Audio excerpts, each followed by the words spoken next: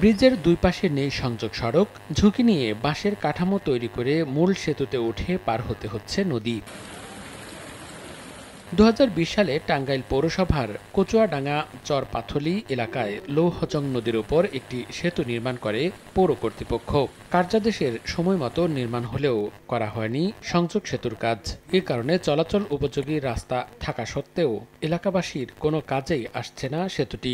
বাঁশের মই দিয়ে উঠতে গিয়ে অনেকেই দুর্ঘটনার শিকার হচ্ছেন। দ্রুত সড়ক নির্মাণের দাবি এলাকাবাসীর। ২ বছর আগে কাজ শুরু করছে, কিন্তু আজ পর্যন্ত কাজের কোনো শেষ হয় নাই। এই যে বাঁশের ব্রিজগুলো ভেঙে ভেঙে পড়ে যায়, মানুষ ব্যথা পাইতেছে, হাসপাতালে গেতেছে।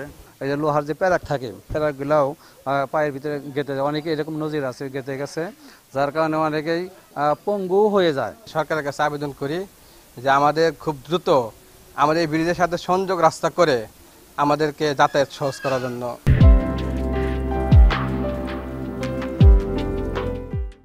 এদিকে সেতুর বিষয়ে কোনো কথা বলতে রাজি হননি পৌরসভার মেয়র ও নির্বাহী প্রকৌশলী। তবে স্থানীয় কাউন্সিলর জানান, ঠিকাদারের সঙ্গে একাধিকবার বসার চেষ্টা করলেও কোনো কাজ হয়নি। শত শত লোক, হাজার হাজার লোক চলাফেরা করে। আমিও তো একটা সমাধান চাই, আর সমাধান হচ্ছে না। আমি কন্ট্রাক্টর সহ মেয়র সাহেব কয়েকবার দফায় বৈঠক করে দিচ্ছি, হচ্ছে না কেন। সেতুটি নির্মাণে ব্যয় হয় প্রায় ৪ কোটি টাকা। আর সেতুটি দিয়ে লৌহজং নদী পার হন প্রায় ১০ গ্রামের কয়েক হাজার মানুষ।